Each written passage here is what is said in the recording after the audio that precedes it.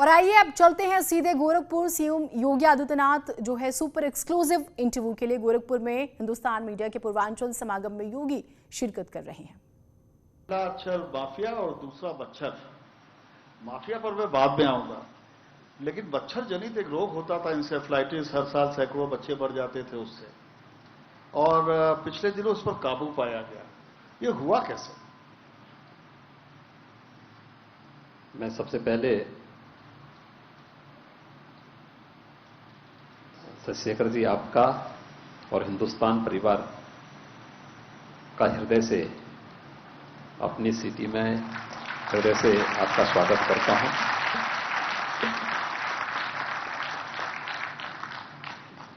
ये गोरखपुर का कमाल है कि मच्छर और माफिया के खिलाफ जो हमारी लड़ाई थी वो गोरखपुर से शुरुआत हुई और आज उसने पूरे प्रदेश के अंदर उसकी एक धमक देखने को मिल रही है। माफिया और मच्छर के खिलाफ हमारी लड़ाई यहां से 1997-98 में प्रारंभ हुई थी। दोनों से गोरखपुर भी त्रस्त था और उसके बाद जिस प्रकार की सरकारें प्रदेश में आई उससे पूरा प्रदेश भी त्रस्त हुआ था।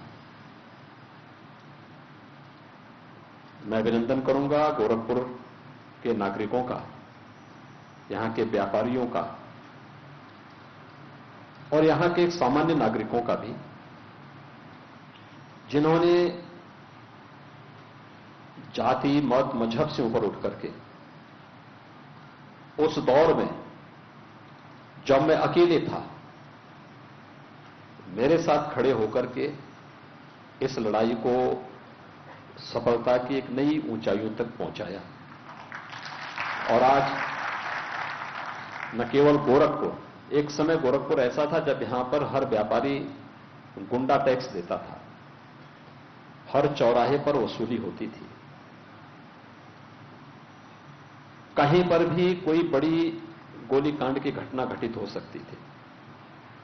और मुझे याद है जब 1998 में मैं पहली बार सांसद बना था तो गोरखपुर के बंद फर्टिलाइजर कारखाना को पुनः संचालित करने के लिए मैं उस समय के फर्टिलाइजर मिनिस्टर श्री सुरजीत सिंह बरनाला जी के पास गया था। तो उन्होंने मुझे देखा, वो देखते ही रहे आधे घंटे तक। तो मैंने उनको कहा मेरा प्रस्ताव में गोरखपुर का एक फर्टिलाइजर कारखाना बंद है, इसको आप चला दीजिए। तो उन्होंने कहा मुझे आश्चर्य इस बात का है कि आप गोरखपुर से चुनाव कैसे जीत गए। मैंने कहा क्या मतलब? जनता मुझे चुनाव जिता करके भेजी है। कहा नहीं, मैं एक बार गोरखपुर गया था एक चुनावी सभा को संबोधित करने के लिए, और जैसे ही मैं वहां गया तब तक वहां गोलियां चलने लग गई। तो मैं उसके बाद से गोरखपुर नहीं गया। 30 साल हो गए मैं गोरखपुर नहीं गया हूं। यानी 1967-68 में वे गोरखपुर आए थे, उसके बाद से वे गोरखपुर फिर से कभी नहीं आए। तो मुझे बड़ा अफसोस हुआ। मैंने अपना पत्र वापस लिया, मैं वापस आया। मैंने यहां के नागरिकों के साथ बैठक की, यहां के व्यापारियों के साथ भी बैठक की, और मैंने सबसे कहा, मैंने कहा देखो ये जो पहचान है गोरखपुर की, आपने अपना जीवन तो व्यतीत कर दिया, लेकिन आपकी आने वाली पीढ़ी क्या करेगी? आपको इस पहचान से ऊपर उठना पड़ेगा। और लोगों ने आंख बंद करके हम पे विश्वास किया, एकदम विश्वास। मैं इस बात को मानता हूं, हर तबके का व्यक्ति हमारे साथ हर एक लड़ाई में लड़ा, पहले माफिया के खिलाफ और फिर मच्छर के खिलाफ। गोरखपुर में इंसेफ्लाइटिस की इस लड़ाई को 1977-78 से यहां पे इंसेफ्लाइटिस से मौतें होती थी, कोई पूछता नहीं था। बच्चे हर बार 1200, 1500, 2000 बच्चों की मौत हर बार होती थी, क्योंकि जो बच्चे इस बीमारी की चपेट में आते थे, दुखद पहलू इसका यह है कि वे ज्यादातर गरीब तबके के थे, उनकी अपनी कोई वॉइस नहीं थी। हो सकता है कुछ राजनीतिक दलों के लिए वो वोट बैंक रहा हो, लेकिन जब वह बच्चा एक बीमारी की चपेट में आकर के दम तोड़ता था, उस समय वह किसी का वोट बैंक नहीं रह पाता था। लेकिन गोरखपुर के अंदर घटना घटित होती थी, क्योंकि यहां पे एक बीआरडी मेडिकल कॉलेज एकमात्र मेडिकल कॉलेज था। और मैं 1998 में सांसद चुना गया था।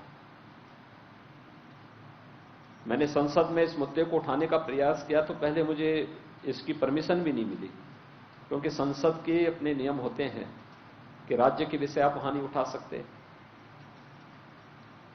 फिर मैंने इंसेफ्लाइटिस के बारे में जानकारी ली।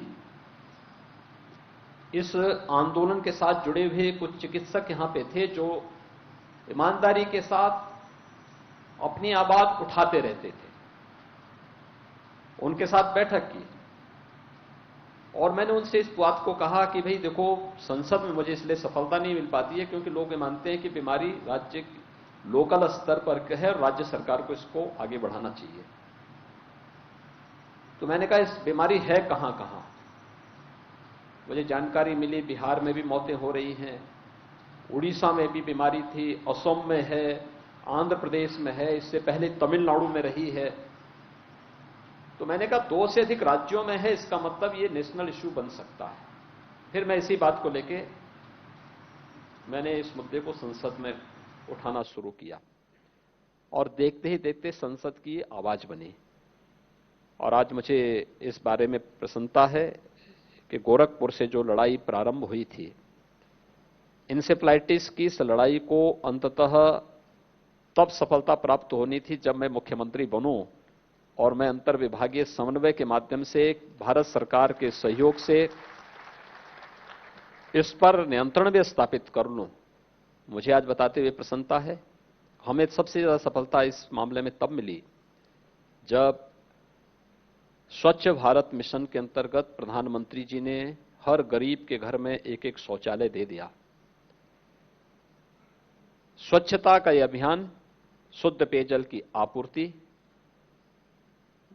स्थानीय स्तर पर स्वास्थ्य की सुविधा, प्राथमिक स्वास्थ्य केंद्रों को, सामुदायिक स्वास्थ्य केंद्रों को, जिला चिकित्सालयों को हम लोगों ने इस योग्य बनाया कि कोई भी स्थानीय मरीज वहीं पर उपचार की सुविधा ले सके। और उसको लेने के बाद हमने सर्विलांस को मजबूत किया। मेडिकल कॉलेज में वही पेशेंट आता था जो गंभीर होता था या जिसको वास्तव में मेडिकल कॉलेज आने की आवश्यकता थी। आज उसका परिणाम हम सबके सामने है कि इंसेफ्लाइटिस में से होने वाली मौतों के आंकड़ों को हम 95% से अधिक नियंत्रित करने में हमें सफलता प्राप्त हुई है।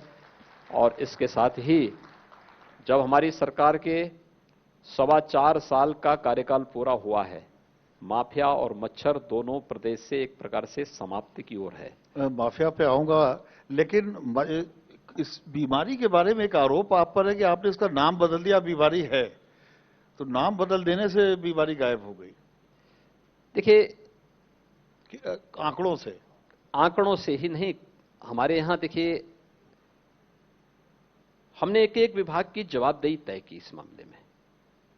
मैं जानता था इस बारे में कि क्योंकि 2004-05 में हमने वैक्सीनेशन का कार्यक्रम यहां प्रारंभ किया था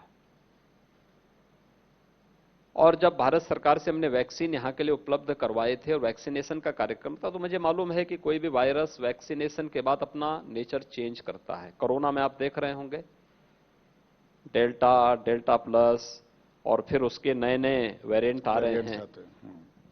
तो यही इंसेफ्लाइटिस के साथ भी हुआ था। 1977 से लेकर के 2004 तक यह जापानी इंसेफ्लाइटिस के रूप में था, जेई के रूप में था। लेकिन 2004 में 4-5 में हमने यहां पे वैक्सीनेशन का जो ड्राइव यहां पे चलाया था, तो अभी भी चल रहा है, हर वर्ष हम चला रहे हैं। उसके बाद वह एक्यूट इंसेफ्लाइटिस के रूप में यहां देखने को सामने मिला है। काफी बड़ी संख्या में यहां मौतें उसके बाद उससे होने लग गई। हम लोग फिर उसकी गहराई में गए। बीआरडी मेडिकल कॉलेज की टीम इस मामले में काफी अच्छा काम कर रही थी और लगातार उनके साथ मेरी बैठकें होती थीं, उनके साथ एक इंटरेक्शन होता रहता था। उनसे मैं इस संबंध में नोट भी मांगता था, आगे इसमें क्या हो सकता है। मैं बाद में इस निष्कर्ष पे पहुंचा कि हमें व्यक्तिगत जीवन के बिहेवियर को उसको भी चेंज करना पड़ेगा। खासतौर पर स्वच्छता, सैनिटाइजेशन पर हमें फोकस करना पड़ेगा, शुद्ध पेयजल को करना पड़ेगा। जब हमारी सरकार आई तो हमने दोनों पक्षों को लिया। एक, ग्रामीण क्षेत्र में स्वास्थ्य की सुविधाओं की स्ट्रेंथनिंग पे जोर दिया। पीएचसी है, सीएचसी है, डिस्ट्रिक्ट हॉस्पिटल है। जो ये 7 जिले पूर्वी उत्तर प्रदेश के से सर्वाधिक प्रभावित थे, इन 7 जनपदों में डिस्ट्रिक्ट हॉस्पिटल और कुछ सीएचसी को हम लोगों ने लिया, जहां पे पीडियाट्रिक आईसीयू के निर्माण की कार्रवाई संपन्न करवाई गई। मैन पावर को वहां पर प्रशिक्षित किया गया, जो पीडियाट्रिशियन थे, जो वहां पर पैरामेडिक्स थे, जो नर्सिंग स्टाफ था, आशा वर्कर थी, इन सबको भी हम लोगों ने प्रशिक्षित किया। सर्विलांस को मजबूत किया। और ये चीजें, देखिए, ये जो अनुभव हमारा था, ये केवल इंसेफ्लाइटिस को नियंत्रित करने तक सीमित नहीं रहा। आज उत्तर प्रदेश देश के अंदर कोरोना प्रबंधन में सबसे बड़ी आबादी का राज्य सबसे अच्छा परिणाम दे रहा है। तो उसके पीछे हम लोग